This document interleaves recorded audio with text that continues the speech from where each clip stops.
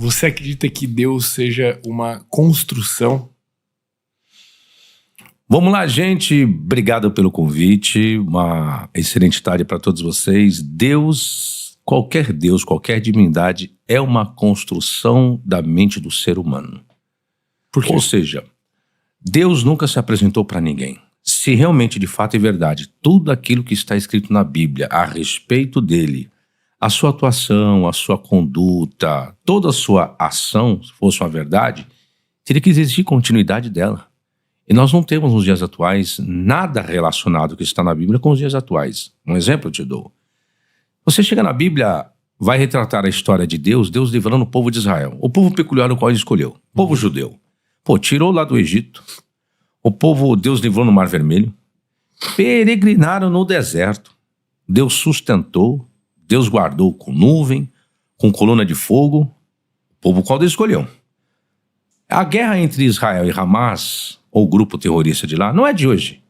Mas vira e mexe, sempre tem alguma coisa. Aí eu pergunto, o mesmo Deus que elegeu esse povo, essa nação, na Bíblia livrou, por que não livrou agora? Quantas crianças inocentes morreram e esse Deus não fez nada?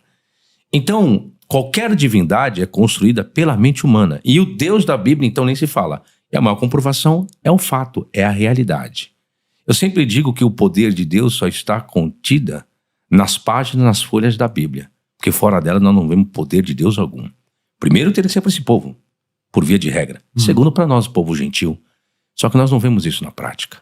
Então... E por que tantas civilizações ao redor do mundo, em diferentes períodos, acabaram chegando à conclusão da existência de uma divindade? É uma necessidade humana? É uma necessidade humana. Exemplo, vamos ver? Os índios. Os índios não são ateus. Os índios creem em alguma coisa, mas não no Deus da Bíblia. Aí eu lhe pergunto, como que eles conseguiram desenvolver a crença e a fé se eles não tiveram contato com a Bíblia? E não tiveram contato com o homem branco? Então você vê que a fé e a crença, ela é existente dentro de cada ser humano. Uns desenvolvem, outros não. Então os índios, eles são panteístas, acreditam que vários fenômenos podem ser divindades, animais podem ser divindades. Isso quando não tiveram contato com o homem branco. Então eles desenvolveram suas próprias divindades. Eu sempre digo que a primeira crença, a primeira fé em divindades foi politeísta. Se você pegar a história dos sumérios, dentro dos achados arqueológicos que eu digo, que eu posso dizer que é a primeira sociedade religiosa comprovada arqueologicamente, são sumérios, tanto pela sua linguagem como pelos achados arqueológicos. Eles eram politeístas, a crença que existem várias divindades. De que forma eles chegaram nisso? Eles chegaram analisando e olhando os astros. Então o Sol era uma divindade, a Lua era uma divindade. Com o passar do tempo, com o desenvolvimento da ciência, aí que os seres humanos foram descobrir que o Sol não era uma divindade, que a Lua não era uma divindade, mas mesmo assim criaram as suas divindades, várias. Com o passar do tempo, aí surge a chamada crença enoteísta. É onde você acredita que existe um ser supremo, porém não está só. Ele tem outros serviçais que o auxiliam em alguma coisa. Então, Deus Todo-Poderoso e tem as outras divindades menores. Até você chegar no que é a crença cristã, judaica, islâmica, que é o monoteísmo, a crença na existência de um único Deus.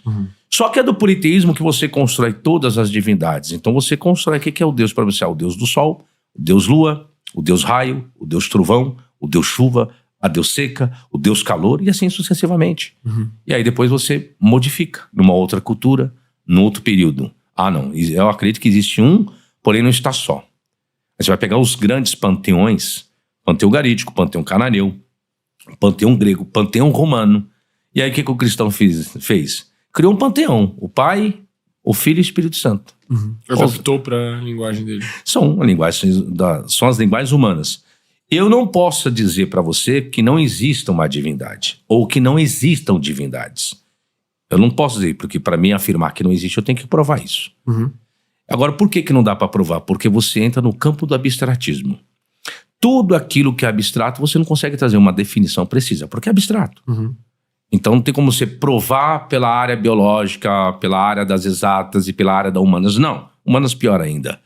Então não posso negar, mas também não tenho como provar.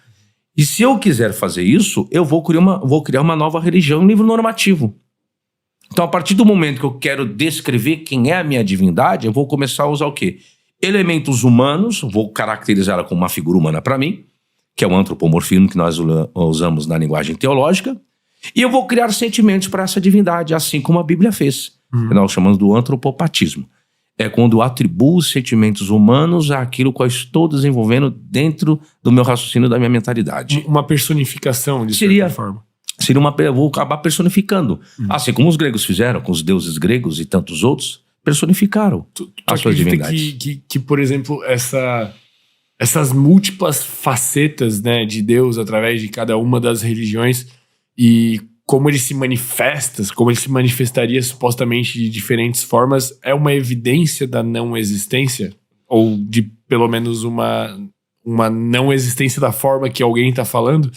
Então, isso que eu estou dizendo, é difícil você afirmar a não existência. Seria a mesma coisa que afirmar a existência. Isso vai da crença de cada um. Não tem como comprovar, não tem como nem dizer que sim e nem dizer que não. Por quê? Se eu afirmar que não, eu tenho que provar que todo aspecto científico material tem uma origem dentro da matéria, cientificamente. Isso, se eu conseguir provar tudo no universo que tem uma origem material, eu excluo Deus. Agora eu pergunto, a ciência alcançou tudo? Não. Nem nunca vai alcançar. Então eu não posso nem negar e nem afirmar. Então aí eu sou um pouco mais cientista do que religioso, vamos dizer assim. Uma coisa que eu não sou religioso, tenho minha crença, não sou ateu. Mas só que a minha crença é com zelo, é com cuidado, é com fundamento. Acho que parte da minha especialização também, que eu lido com interpretação de texto, lido com a literatura. Então eu não posso apenas acreditar, não, eu acredito que tem aqui dentro não é água. Tem um copo, ele é de vidro, mas aqui não é água. Aqui tem uma lata de pitu. Olha só. Como que eu faço para... Pitu também é branco. Agora, como que eu faço para saber se a água é pitu? Eu vou ter que provar isso. Vou ter que constatar essa materialidade. Então, para negar ou afirmar a existência de Deus, para afirmar, você precisa do quê? Comprovar. E para você negar, você vai ter que dizer ao contrário. Mas se você vai dizer ao contrário, como que você diz ao contrário? De toda a materialidade. Igual, eu sempre lido muito com a causa e efeito. Nós temos todo efeito, mas todo efeito parte de uma causa. A filosofia vai tratar um pouquinho a respeito disso. Eu sempre falo que para existir Deus, ou na minha crença de divindade, tem que ser a causa não causada. Ou seja, uma causa que não é causada e uma causa que não gerou nenhum efeito.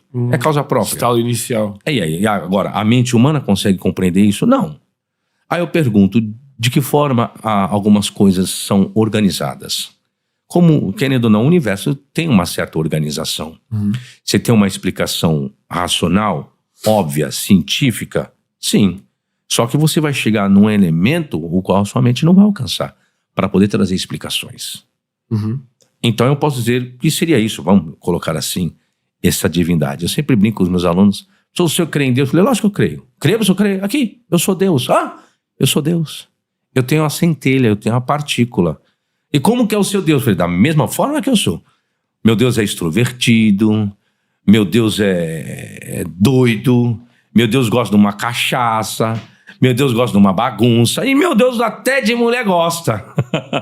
Porque você vai pegar na cultura antiga, Deus da Bíblia era casado. Você vê a construção que os seres humanos fizeram. Vai dizer isso hoje? Como assim? A Xera era esposa de Deus. Então tem até um livro sobre isso, sobre o tetragrama Yud e Rei Vav Rei, criação de homens ou divindades. Então os homens criaram a imagem de um Deus antigo, um Deus que constituiu uma família. Só com o passar do tempo faz o quê? Não, tira fora essa Xera aí, vamos deixar ele sozinho. Resolveu? Não. Por que não resolveu? Porque quando chegou o período cristão, fizeram o que agora? Não, agora Deus não está só. Agora Deus está com o Filho, está com o Espírito Santo. Criaram o quê? A tal da Trindade. Então quem criou isso? As mentes humanas. O problema é que vivemos num país, diz que é um país laico, eu acho que não tem nada disso. Na verdade é um país cristão, nunca vi isso lá no Supremo. O que tem lá no Supremo? Nunca vi lá que tem um crucifixo, pô. Todo o tribunal. Então não precisa nem dizer. Então o que acontece? Cria-se a forma que querem os homens, e aí o ser humano foi condicionado a acreditar que a Bíblia é a palavra de Deus. Sendo a palavra de Deus, o que você vai falar? Não posso julgá-la como mentira. Não, tudo bem que Deus não escreveu, mas Deus inspirou seus escritores a escreverem. Então as pessoas acreditam que ela é a verdade realmente, ela tem efeito, Ou, se você, dependendo do que você lê, pode surgir um sobrenatural daquela leitura, algo milagrosamente pode acontecer e pode ocorrer. Aí eu falo, então, essa esperança, essa crença, essa fé, porque você foi educado dessa forma, você está num país dessa forma. Se você nascesse num país islâmico, você seria muçulmano. Você ia pegar a Bíblia e jogar no lixo. Por isso que eu falo, gente, a Bíblia, ela é cultural. Qualquer religião, ela é cultural. Então, nem tudo dá para você aplicar no que nela está escrito para os dias atuais. Uhum. A coisa por quê? Foi escrito por um grupo de pessoas, por uma cultura, dentro de um período que não é o nosso. Não é a nossa cultura, igual dos índios. O que fizeram com os índios? Os índios andavam pelados, foram lá, colocaram roupa nele. Quem colocou roupa nos índios? Os missionários. Os missionários foram lá fazendo trabalho de evangelização, chegou lá, é pecado. Não, pô, não. Por que é pecado? Porque você segue o livro normativo. Uhum. Então você acredita que isso aqui é pecado, isso aqui é certo, isso é pecado, isso é certo. Lá para os índios não era. Na verdade, Deus sempre vai ser criado à imagem e semelhança do que a gente quer definir como certo e errado. Sim. E por isso que vai variar de pessoa para pessoa. É você quem cria o Deus moral para você mesmo. Ou seja, você cria o seu Deus com a moral, aí depois você sofre por aquilo qual você criou. Mas tu acha que isso é uma fraqueza do humano, assim como Nietzsche colocaria essa necessidade de uma muleta metafísica para meio que reger o comportamento? Eu não sou filósofo. E uma das grandes dificuldades que eu tenho é colocar aquilo que eu acho, aquilo que eu penso. Tá. Eu tenho que usar exemplos claros, lógico, como os índios, né? Para dizer que eles desenvolveram a crença e a fé sem ter contato nenhuma com a religião. Eu não posso dizer se está certo esse raciocínio ou não. Se a religião seria uma muleta, vamos dizer assim. Porque, para me colocar isso, eu teria que entender a constituição da religião a partir dos sumérios. De que forma eles desenvolveram a religião? Por uma necessidade? E se por uma necessidade, qual necessidade? Ou apenas para poder entender o que era o Sol, a Lua e o Universo? Ou seja, a questão do desconhecido? Eu posso dizer que talvez não seria por uma necessidade, seria mais uma questão de uma explicação. Se o Sol, a Lua, raio, chuva, vento existem por conta do quê? Uhum. E se existe por conta de alguém? Então não vira uma necessidade, vira uma questão do conhecimento, de saber de todos os fenômenos naturais que ocorreram naquele período e que ocorrem até hoje. Tu acredita que essa crença, ela possa de alguma maneira ser um produto de uma manipulação e de ferramentas que fazem as pessoas crer? As pessoas não creem porque querem, elas creem porque elas são feitas condicionadas. Não, eu acredito que o ser humano, a crença ela é ontológica. Ela faz parte inerente. Eu vou colocar, isso já é inerente do ser humano. Por isso que eu usei o exemplo dos índios. Uhum. Mas de certa forma, essa crença, tu acredita que ela tenha sido manipulada, usada? Não, porque se eu for pegar novamente a figura dos índios, eles vamos lá, você cria as divindades. Uhum. Depois você pode usar as divindades você cria um nível normativo em cima dessa construção, dessa religiosidade ou dessas entidades. Depois você pode fazer isso, dependendo do ser humano, sim. Você pode manipular as pessoas. Primeiro você faz elas acreditarem naquilo que você acredita. Uhum.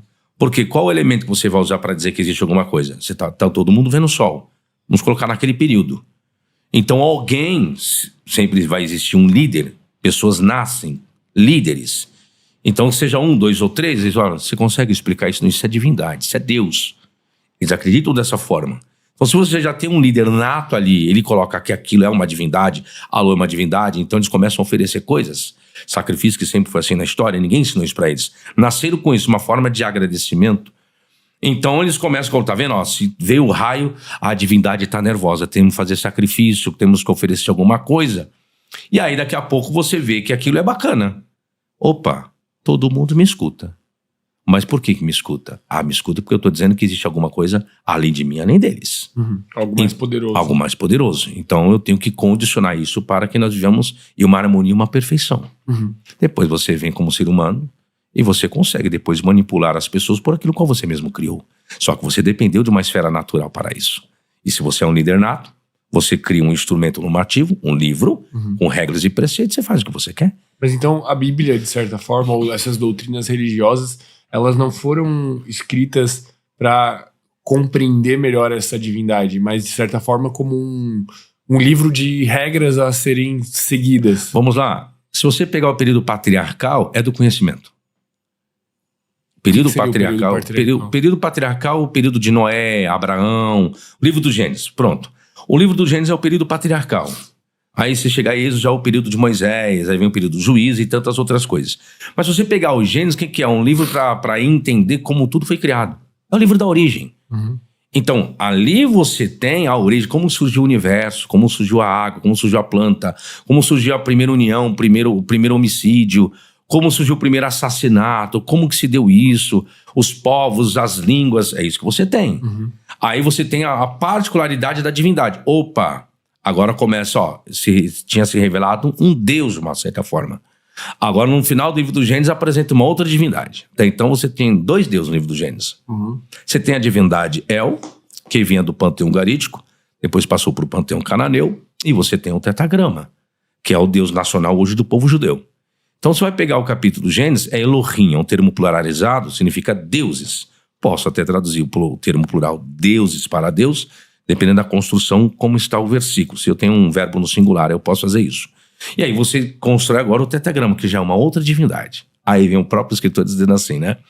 Eu apareci para Abraão, para fulano, como Deus Todo-Poderoso. Mas pelo meu nome, o Senhor, o tetragrama, não lhes fui conhecido. Então você vê o escritor, ele fala, não, gente, a gente vai padronizar o tetragrama. Uhum. Mas eu não posso fazer isso e ignorar as divindades que outrora os patriarcas acreditavam. Então o livro do Gênesis, ele não foi criado e desenvolvido para manipular massas, porque isso não é o objetivo. Ele quer dizer o poder dessas divindades, a promessa dessa divindade. É um livro que vai falar da criação e a escolha que Deus faz de um homem chamado Abraão. Deus chega por intermédio de Noé primeiro, destrói toda a humanidade, livra ele, a esposa, os filhos e as noras. De Noé constrói-se uma nova população, até chegar no patriarca Abraão, que agora Deus elege esse povo, esse homem Abraão, e por intermédio dele, Deus constitui toda a nação judaica, toda a nação hebreia, vamos dizer assim, até chegar às 12 tribos de Israel. Aí já de Êxodo, segundo livro do Antigo Testamento, você vai ter uma outra construção. Aí você já está mostrando o que é ser líder. Já a liderança, o que um líder faz, o que Deus faz por esse líder. Aí sim, aí onde que surge o decálogo. Quando você constrói um decálogo, aí você consegue fazer o quê? Ordenar e manipular as massas. Cuidado, você não pode sair dessa diretriz aqui, Senão Deus vai matar, Deus vai fulminar, então existem regras, existem leis. Aí você manipula as pessoas. Uhum. Você só consegue manipular as pessoas quando você coloca leis para ela.